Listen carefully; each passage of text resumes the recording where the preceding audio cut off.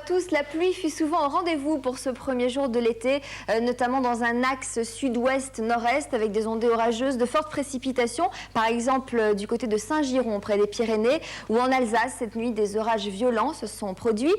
Demain, le soleil devrait s'installer à nouveau par la moitié nord avec un temps un peu plus calme mais aussi plus frais. Voici le programme que vous propose Météo France pour demain matin avec toujours quelques risques d'ondées sur les régions de l'Est. Une matinée assez grise et brumeuse sur l'Aquitaine ou le Massif central. Le soleil brillera dès demain matin grâce au vent Mistral et Tramontane qui balayeront les nuages autour de la Méditerranée. Plus au nord, pas de problème, un temps bien ensoleillé accompagné d'un petit vent de nord-est. L'évolution pour demain après-midi, le temps restera stable au nord de la Loire, beaucoup de soleil, quelques cumulus de temps à autre qui ne seront pas méchants. Plus au sud en revanche, reprise de l'activité orageuse en fin de journée sur le relief des Pyrénées, du Massif central ou des Alpes. Le soleil se maintiendra assez franchement autour de la Méditerranée et le Mistral et la Tramontane souffleront jusqu'à 50 km à l'heure. Ce petit vent de nord-est rafraîchira la masse d'air. Résultat, les températures seront en baisse. Dès demain matin, on retrouvera des valeurs de saison entre 8 et 14 au nord et de 15 à 20 degrés au sud.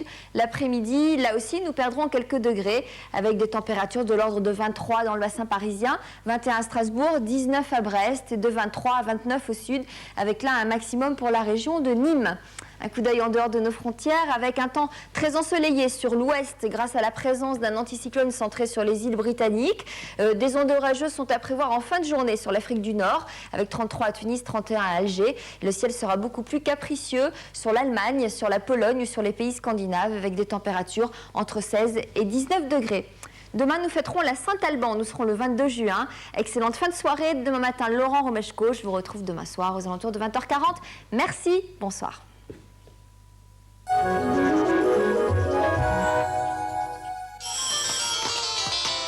Darty, le contrat de confiance.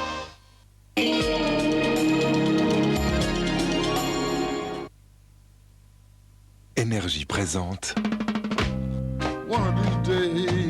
John Lee Hooker.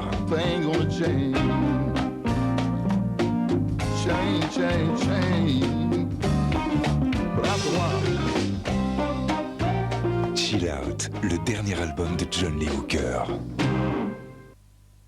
Je n'ai pas besoin de vous pour garder mes enfants. Mimi Mati est une nounou pas comme les autres. Vous avez de belles fesses. Retrouvez en cassette vidéo les aventures de votre nounou préférée. Je vous engage. Et maintenant également disponible une nana pas comme les autres, 2 cassettes vidéo France 2 avec RFM. Seul Cybelle m'a permis de lier automatiquement la facturation et la comptabilité, de gérer de façon optimale mes stocks et de disposer en un clin d'œil de tous les états d'analyse. Le temps que j'ai gagné en confiant ma gestion au logiciel Cybelle, je le passe à développer mon entreprise. Alors, vous aussi, rejoignez les 43 000 entreprises équipées qui profitent de la qualité des logiciels Cybelle en téléphonant au 47 11 90 90. Dirigeants, chefs comptables, directeurs financiers, avec les logiciels Cybelle, menez à bien tous vos projets en téléphonant au 47 11 90 90.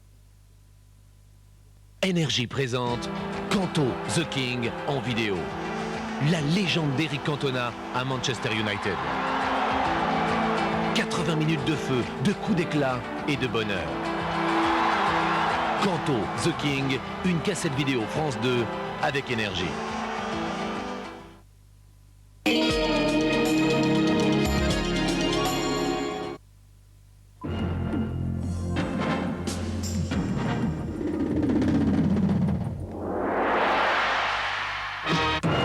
Temps particulièrement clément pour cette nocturne à Vichy, beauté étoilée, sort le peloton de sa léthargie pour passer devant les tribunes.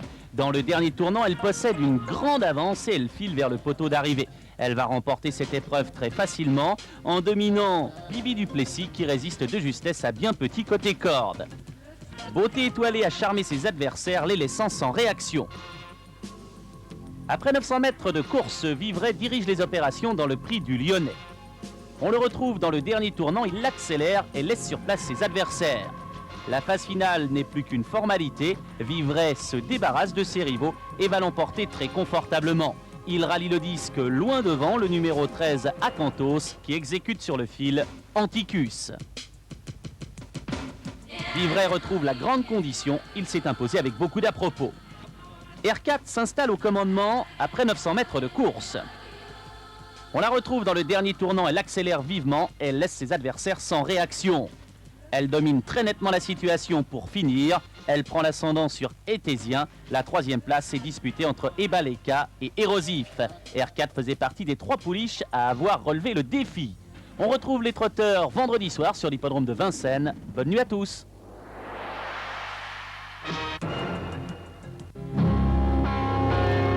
Grâce aux caméras cachées, toutes les vérités sont bonnes à filmer. La société telle qu'elle est, c'est dans la preuve par l'image. La preuve par l'image, un magazine d'investigation présenté par Annie Lemoine, vendredi à 22h35 sur France 2.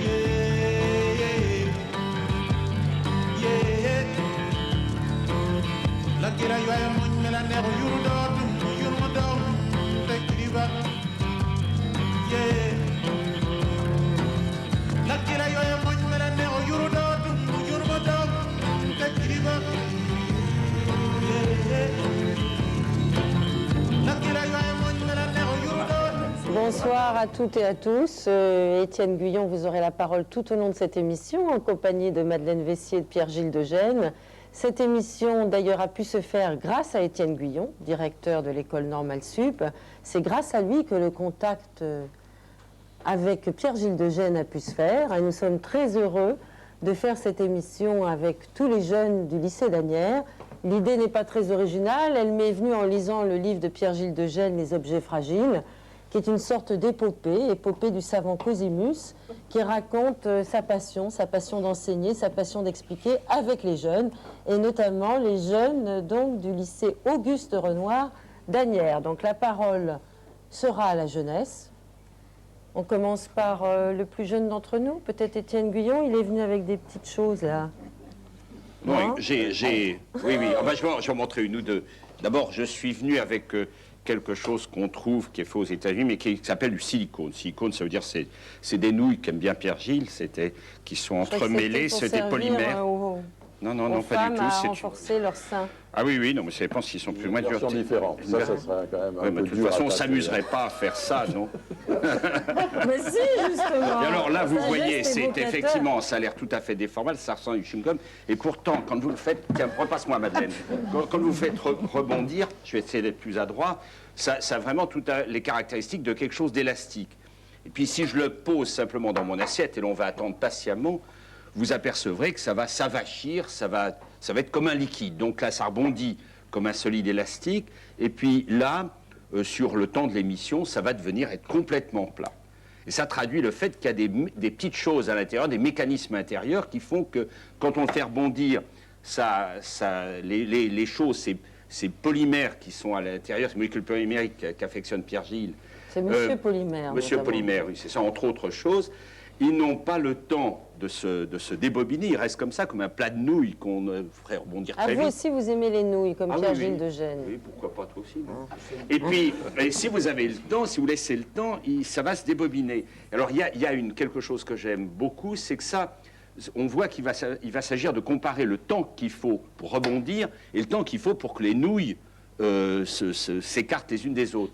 Il y a quelque chose qu'on appelle le nombre de Déborah, qui en fait, ça a l'air très savant, et j'ai mis du temps à réaliser, c'est un physicien israélien ou juif avant-guerre, Renner, qui avait trouvé ça parce qu'il était religieux, et il avait trouvé que Déborah, dans le Cantique des Cantiques, disait les montagnes s'écoulèrent devant le Seigneur, Yahvé, le Dieu d'Israël, ce qui voulait vraiment dire que la durée de vie de Yahvé est beaucoup plus grande que celle des montagnes. Donc les montagnes ont le temps de se construire et de s'étaler comme se silipeter, dans le temps dans ce temps évidemment infini de la durée de vie de Yahvé.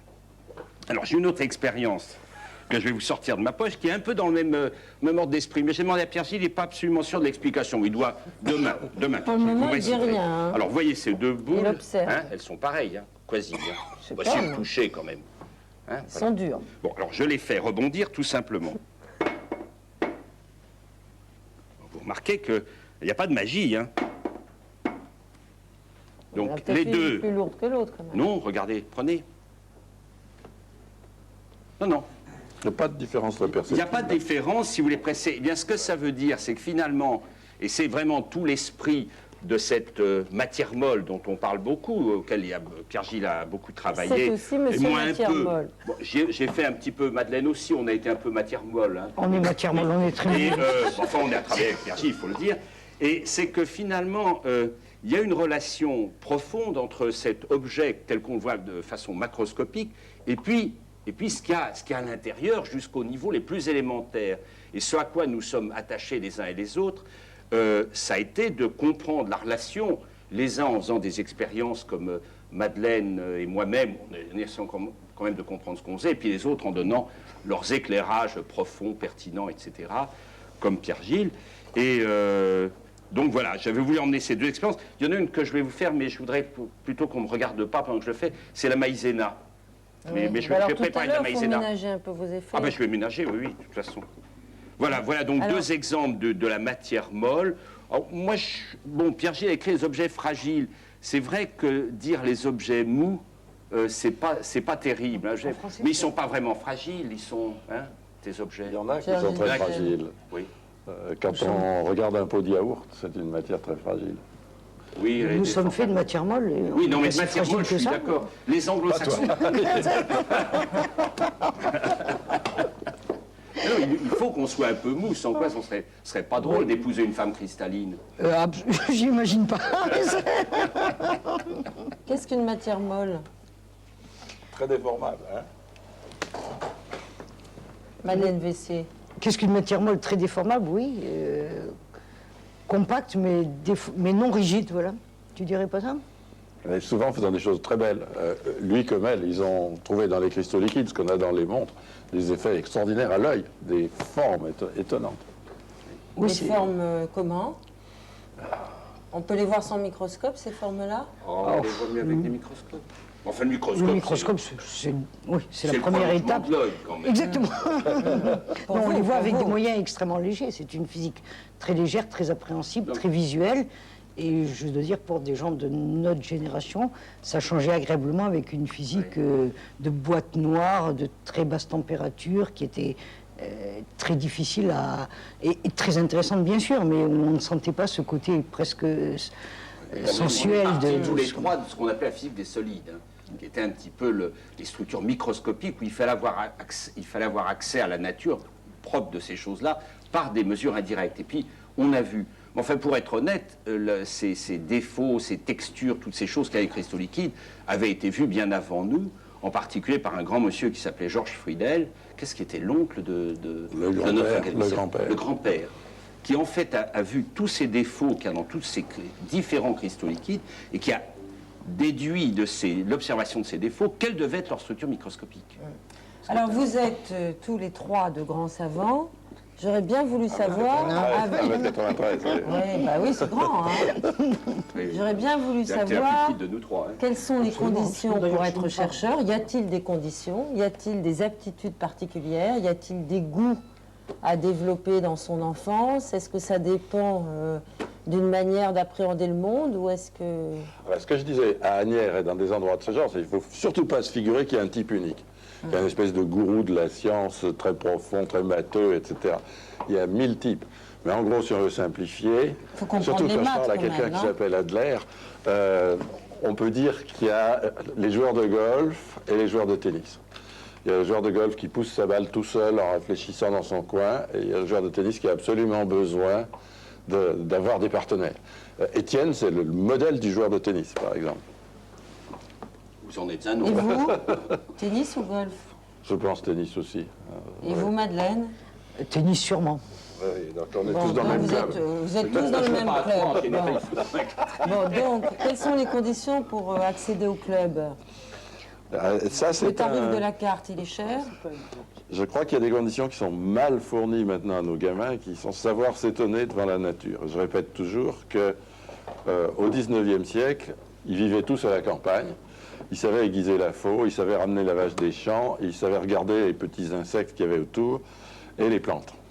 Et ils avaient une culture pratique.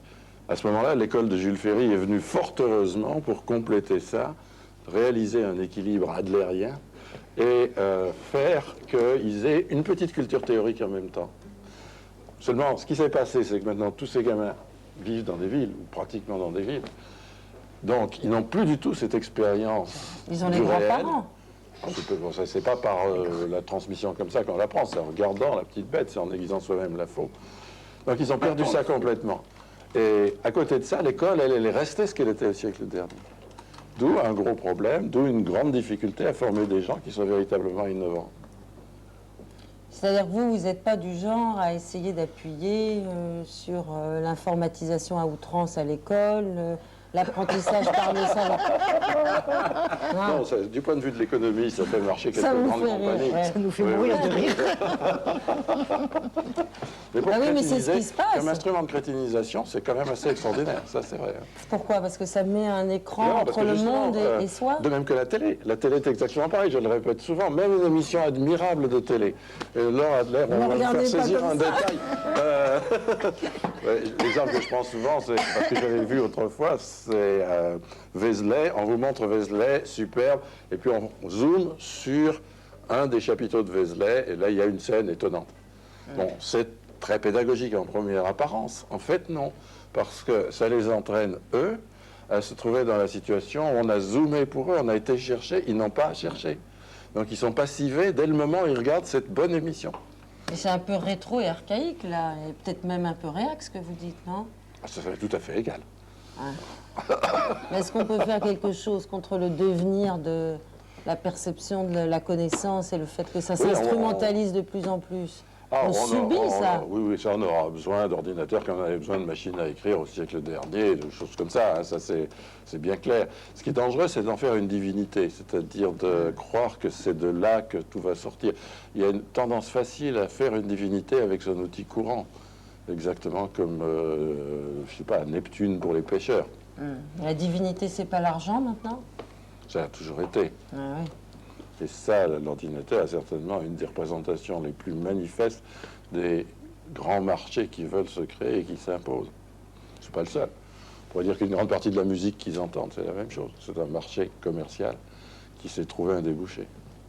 Comment vous percevez les rapports entre l'industrie et la science? Je crois qu'ils sont très positifs si on les joue bien. Vous avez été des deux côtés, Pierre-Gilles de Gênes. Oui, et j'en suis très heureux. Vous avez été mouiller votre chemise et touché un salaire. Pour Philips, pour Exxon, actuellement pour Rhône Poulenc, des choses comme ça. Non, moi je trouve qu'on peut le jouer de façon très intéressante, avec une grande humilité. Vous voyez, dans le système français qui est très dogmatique, très intellectuel, on a l'impression que quand on connaît les grands principes, on a les choses importantes et qu'après les applications, il y a des messieurs de seconde zone qui vont faire ça. En réalité, c'est exactement le contraire. Il y a des gens vraiment inspirés qui ont trouvé des trucs comme la fermeture éclair dont je parle dans ce livre. Et puis, il y a des gens comme nous qui, après, essayons d'expliquer pourquoi ça marche. Mais la hiérarchie n'est pas du tout celle qui est dans l'image des profs de lycée. Et pourquoi ça, à votre avis? Parce que nous avons une tradition de pays latins de travailler de façon juridique ou de façon mathématique. C'est un peu équivalent à partir de quelques grands principes, vouloir tout débobiner. Malheureusement, la nature, ça ne s'appréhende pas comme ça. Vous n'avez toujours pas répondu à ma première question. Quelles sont les conditions pour pouvoir devenir un chercheur? Faut-il avoir une aptitude particulière? Oui, justement, la réponse, c'est que c'est très divers. C'est qu'il n'y a pas un seul type, c'est qu'il y a des tas de formes de chercheurs. Et ça, c'est très heureux. Et que chacun, avec sa petite passion personnelle, peut se développer un métier où il vivra assez épanoui. Je ne dis pas que financièrement, ça soit la joie. Et même, il y a des problèmes d'emploi dans ces métiers-là, comme dans les autres. Mais en général, vous voyez un pourcentage important de gens qui sont contents quand ils partent au travail le matin, et qui partent même tôt à cause de ça, ou qui reviennent très tard. Ça, c'est un indice extraordinaire. Et malheureusement, c'est pas du tout la situation d'ensemble d'un pays développé comme la France. La majeure partie des gens, ils partent au dernier moment en se disant, est-ce que vraiment, il faut que j'y aille, il faut que je gagne ma croûte. Votre goût pour la recherche à chacun de vous a commencé quand? Très tôt? Madeleine? Je dirais assez tôt. Dès que j'ai eu l'occasion de rencontrer la physique, pratiquement dès que j'ai eu l'occasion de rencontrer la physique, même à l'école. Comment on rencontre la physique? On rencontre la physique... moi, j'ai rencontré en terminale avec un professeur qui aimait la physique. Et ça se passe souvent comme ça, non? Oui. Ah, moi, c'est en classe de 7e. Étienne Guyon? En classe de 7e. Ah, vous êtes la découverte des vases communicants, le tonneau de Pascal. Vraiment l'éblouissement de voir qu'il suffisait de rentrer. Mais c'était le CM2. En 7e, on faisait des leçons de choses. C'était extraordinaire d'imaginer que mon professeur de 7e qui me racontait qu'on pouvait monter la tour Eiffel en gonflant avec une pompe à vélo, ou qu'il suffisait de remplir un verre d'eau de plus, à condition que le tube soit assez mince pour faire monter la pression qu'il y avait dans le tonneau, et que le tonneau allait exploser. Pour moi, c'était un éblouissement. Et il a fallu que j'attende, à peu près comme toi, beaucoup d'années pour retrouver la même passion que j'avais eue en CM2. Et vous, 7e. Pierre-Gilles de Gênes, vous vous souvenez? J'ai eu des profs excellents, mais partout. Je dirais que j'avais aussi un prof de lettres que j'adorais et qui nous faisait découvrir des choses extraordinaires. Vous avez hésité d'ailleurs entre les deux. La reconnaissance, elle va à tous. Contrairement aux idées reçues, vous auriez pu, vous qui êtes devenu scientifique, vous auriez pu très bien être un littéraire et faire carrière, comme on dit. Je sais pas, ça me paraissait mou. Vous voyez, oui, c'est ça. Bah, ça vous a mené loin. Mais... non, ça, je le trouve très profondément. Ce qu'il y a de bien chez nous, c'est qu'on ne peut pas raconter tout à fait n'importe quoi. On essaye de raconter un peu dans tous les sens. N'importe quoi, alors. Oui, pas seulement les littéraires, mais disons, par exemple, forcés, certains peintres, des choses comme ça. Chez nous, il y a quand même une espèce de pierre de touche. Et vous êtes tout à fait bienvenus à essayer de penser n'importe quoi. Mais vous n'en faites pas tout un fromage. Et très vite, dans la plupart des cas, le cher collègue va venir vous dire « Écoute, c'est bien gentil, mais franchement, c'est totalement l'opposé de ce qu'on observe. » Et donc, on se calme. On a une espèce de pierre de touche dans la nature qui fait que, bien sûr, on essaie d'imaginer, on essaie de faire éclater des règles et tout ça, mais en même temps, on ne peut pas dérailler pour le plaisir de dérailler. Moi, j'observe ça où je suis à l'école normale, où il y a à la fois des scientifiques et des littéraires. Les scientifiques sont beaucoup plus consensuels. Je crois qu'ils ne le sont pas parce qu'ils forment particulièrement un club, mais parce que c'est relativement plus facile de se mettre d'accord ou de ne pas se mettre d'accord. Par exemple, là, on a attendu un certain temps, peut-être 1 an, pour savoir si ce fameux théorème de Fermat avait été démontré. Ce théorème qui consiste à savoir si A3 plus B3 égale C3, s'il y a des solutions, par exemple. Et on avait un jeune anglais qui s'appelait Wiles. On n'était pas absolument sûr qu'il trouvait, mais les gens étaient relativement consensuels pour dire il y est presque. Il y a encore 2-3 petits verrous à faire sauter. Et là, il y a la Société française de mathématiques qui se réunit dans 15 jours à l'Institut Henri Poincaré, qui va présenter deux grands exposés où on est d'accord que ça a été démontré. Mais apparemment, ça y est. Mais c'est finalement consensuel. Et c'était consensuel qu'il n'était pas arrivé tout à fait au bout, mais presque. Par contre, ce qui n'est pas consensuel, tu sais que le problème du sac de billes, j'ai vu ça pour la science le mois dernier, pas tout à fait montré. Savoir si finalement on peut montrer qu'en empilant les billes, comme Kepler le proposait, c'est-à-dire en faisant des belles pyramides, si c'est la meilleure façon, la façon la plus dense de remplir. Et là, on n'est pas consensuel. Il y a un Californien qui dit « j'ai montré », et là, les mathématiciens disent « on ne sait pas s'il a montré ». Mais il y a quand même un consensus sur l'attitude à avoir vis-à-vis de la science. Alors que dans notre division littéraire de l'école normale, on n'est jamais consensuel. Ça ne veut pas dire que ce n'est pas créatif, mais... Quelle est la part de l'invention et la part de la vérification dans vos métiers? Je dirais que la grosse part, c'est la transpiration. Et puis, il y a une invention de temps en temps. D'angoisse? Mais l'image, comment dire, de l'éclair, etc., elle est quelquefois vraie. Non, mais elle est quelquefois vraie, mais elle a donné une très mauvaise vision parce que c'est pas du tout cette qualité-là qu'on va essayer de développer par la culture. Développer par la culture, c'est la ténacité, c'est le jugement, c'est le sens des choses qui sont importantes, la patience. Est-ce que c'est pas la qualité principale, la patience? Un petit peu. C'est sûrement une fondamentale. Mais en même temps, il faut être une patience active. Oui. Quand j'ai fait ma thèse avec ce monsieur, il m'a proposé, je dois être le premier cobaye. Et il m'a Vous avez demandé, une il m'a mention fait faire une thèse. Il vous a donné une mention? Non, je ne me rappelle pas, mais enfin, disons, et il avait surtout défini ce truc absolument génial, c'est de faire travailler en groupe. Et ça a été très sensible pour moi. Mais il m'a posé un sujet. Pendant 1 an, j'ai rien trouvé. Je me rappelle, toi venant à la maison, apporter un gros truc de fleurs, parce que j'étais tellement désespéré, je voulais abandonner. Et il faut de la patience. Mais une patience impatiente. En même temps, on ne peut pas se satisfaire de ce que ça ne marche pas. Il faut trépigner. Mais en même temps, on sait que ça prendra du temps. Surtout pour l'expérience. Mais il faut la combinaison des deux. Il faut donner un peu le temps au temps, mais en même temps, je connais des gens qui ont tellement donné le temps au temps qu'ils n'ont rien fait. Comment vous percevez le temps de la recherche, Pierre-Gilles de Gênes, quand vous... Est-ce que c'est un état particulier? Est-ce que c'est... Je veux dire, pour moi, dans la vie actuelle, c'est dans les aéroports, quelquefois dans un train au Japon, des trucs comme ça, où il n'y a pas de téléphone, où il n'y a personne qui vient me parler. Et à ce moment-là, je peux travailler, réfléchir un peu, mais ça devient de plus en plus difficile. Travailler, ça veut dire quoi? Ça veut dire avoir un moment de réflexion. Et ce moment de réflexion, c'est dans la cité actuelle, c'est très difficile à avoir. Il y a toujours des séduisantes bonnes femmes de la télé qui viennent vous faire autre chose.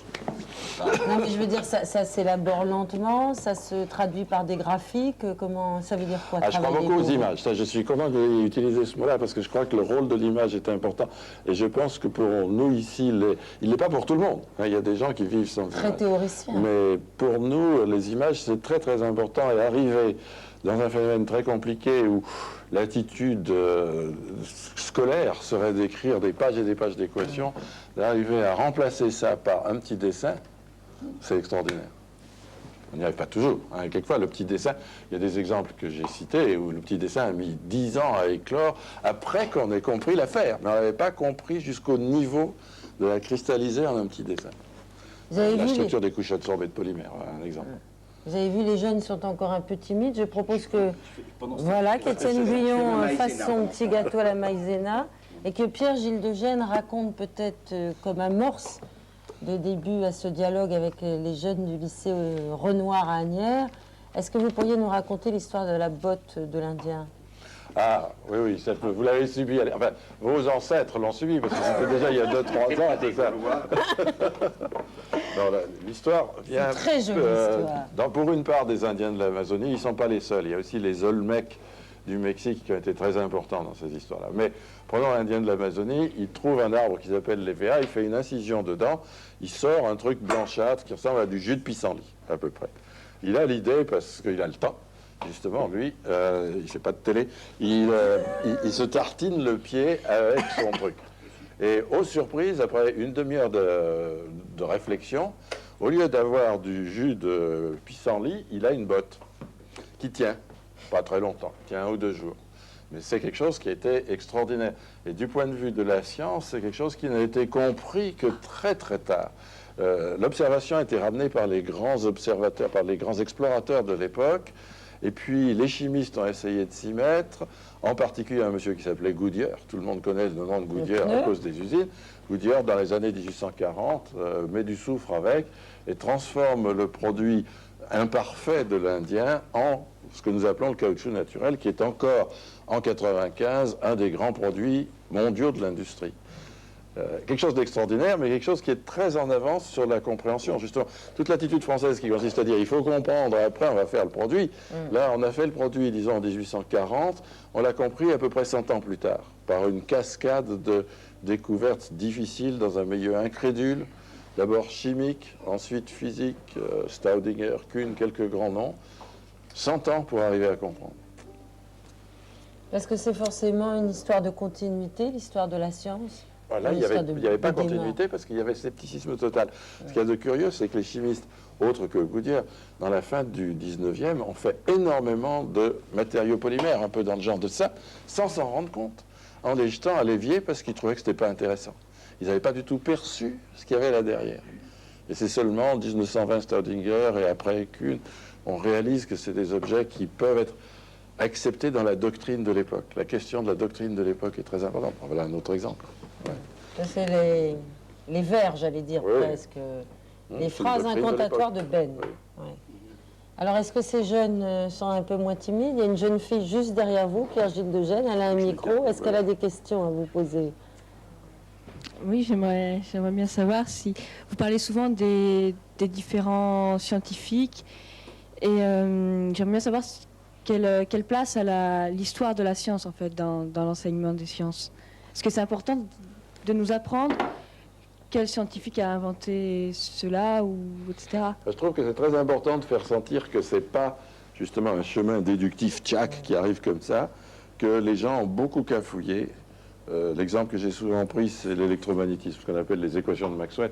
Souvent, elles sont présentées comme une espèce d'objet, c'est beau comme un cristal, mais c'est terrifiant en même temps, parce que quand on apprend ça la première fois, on se dit, jamais, moi, mis en présence d'un nouveau problème, j'arriverai à pondre quelque chose qui a cette esthétique finale, en quelque sorte. Et alors là, si on passe un quart d'heure quand on présente Maxwell à dire, et en fait, au début, il avait oublié ce terme, et puis il s'est rendu compte, à cause de tel effet physique, qu'il lui manquait quelque chose. Et puis il l'a construit comme on construit un mur, en ajoutant des briques, et finalement, il est arrivé à une sorte de temple grec, disons, quelque chose comme ça. Alors là, je trouve que ça passe beaucoup mieux. C'est important d'en faire un peu tout le temps.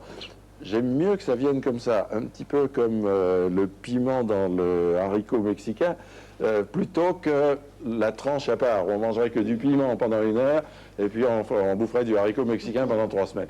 Ça me paraît pas bon, parce qu'à ce moment-là, ça devient un peu folklore, et puis alors, vous autres, facilement, si c'est pas sujet d'examen, bon, je relaxe. Donc, je suis plus preneur des systèmes où on pimente comme ça. C'est vrai pour vos âges, mais c'est vrai aussi après.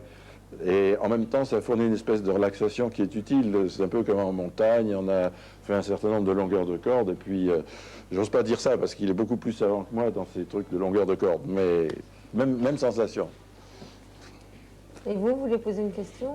Je voulais savoir quelle est la part de théorie quand vous faites des découvertes. Ah, bonne question. Question à 1000 francs, hein. Qu'est-ce que tu dirais?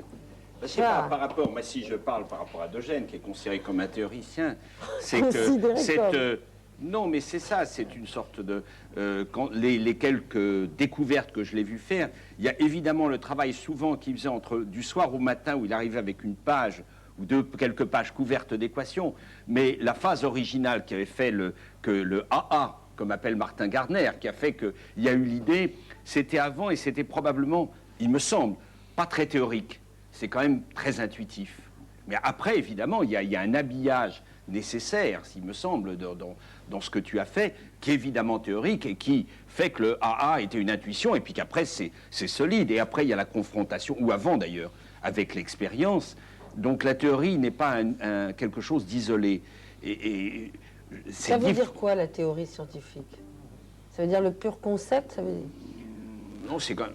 Essayer de dégager un mécanisme qui soit aussi universel qu'on peut, c'est-à-dire qu'il puisse s'appliquer à des situations assez différentes. C'est ça son grand intérêt, c'est qu'elle va nous éviter peut-être, dans certains cas, par exemple sur ce qu'on appelle la mise à l'échelle, qui va nous permettre de traiter à la fois dans une seule description un problème qui est grand comme ça et un problème qui est petit comme ça. Des fois, ça ne marche pas, mais et là-dessus, il nous faut une sorte de vision perspective, de façon à éviter d'avoir à faire 100 000 expériences si on peut les mettre dans un même modèle. Pierre-Gilles de Gênes. Je sais pas. Vous n'avez pas répondu à la question du jeune homme. Voyons, il disait que la part de... Oui, c'est défilé. Hein. Ta question, c'était la part de théorie. Bon, je prends souvent un exemple dans les groupes que j'ai autour de moi, là, que MAD anime. On a des petites unités de 4-5 chercheurs. Là-dedans, il y a souvent un opticien, un chimiste, qu'est-ce que tu veux encore, un hydrodynamicien. Un hydrodynamicien. Et je dirais volontiers qu'il y a la moitié d'un théoricien pour un groupe de 4 ou 5 comme ça. Ça donne à peu près le rapport de force. C'est pas beaucoup. Mais ceci dit, il est très important parce qu'il joue un espèce de rôle un peu comme l'abeille qui circule dans des tas d'unités, il apporte des idées d'ailleurs, il brasse le truc, c'est un plaisir. Il n'est pas typique, parce que vous avez des laboratoires qui sont des laboratoires ou des équipes complètes de théoriciens qui vivent et qui travaillent entre eux. Par exemple, ceux qui s'intéressent aux propriétés les plus élémentaires de la matière, dans lequel véritablement une physique théorique qui vit c'est enfermé, je dirais. Mais ils ont besoin d'être nombreux, on ne peut pas leur reprocher d'être nombreux, ça c'est certain. On peut leur reprocher dans certains contextes, je dirais qu'en Amérique du Sud, dans ces pays-là, je suis inquiet quand je vois d'énormes équipes théoriques dans un pays. J'étais à Mérida, au Yucatan, il n'y a pas longtemps, dans un centre où il n'y avait que des théoriciens. Et c'était, à mon avis, horrible de voir ça, parce que le Yucatan, c'est un pays quand même d'agriculture très primaire. Les gens sont encore avec des charrues